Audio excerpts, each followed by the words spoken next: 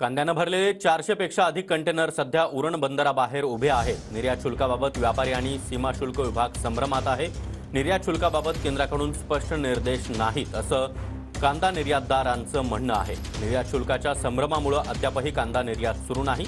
त्यामुळे अशा प्रकारे या कंटेनरची गर्दी आपल्याला या दृश्यांमधून पाहायला मिळते।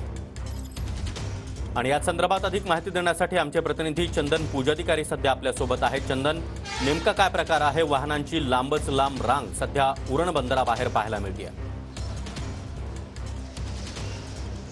आपल्याला माहिती आहे की काही दिवसांपूर्वीच केंद्र सरकारने एक अधिसूचना जारी केली होती की कांद्यावरची निर्यात बंदी जी आहे ती आम्ही पूर्णपणे या ठिकाणी रद्द करत आहोत, उठवत आहोत।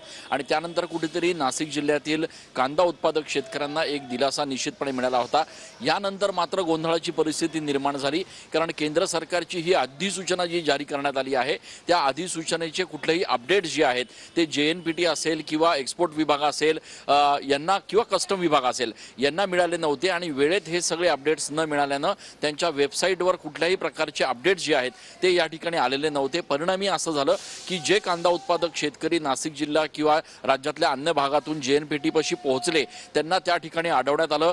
कुठल्याही प्रकारचे त्यांचे कंटेनर जे आहेत ते पुढे सरकवण्यात आले नाही आणि त्याच्यामुळे त्याला लागून कंटेनर नंतर हे सगळे कांदे ज्या जहाजांमध्ये जातात आणि या जहाजांच्या माध्यमातून जगभरात जातात ते जहाज देखील या ठिकाणी खरं तर रद्द करण्याची वेळ जी आहे ती इथल्या शेतकऱ्यांवर आली। आणि त्याच्यामुळे गोंधळाची परिस्थिती जी आहे ती संपूर्ण शेतकऱ्यांवर या ठिकाणी उद्भवल्याचं चित्र जे आहे ते बघायला मिळालं। जवळपास 400 कंटेनर होते ज्यांना अशा पद्धतीनं JNPT पाशी खोळंबावं लागलं।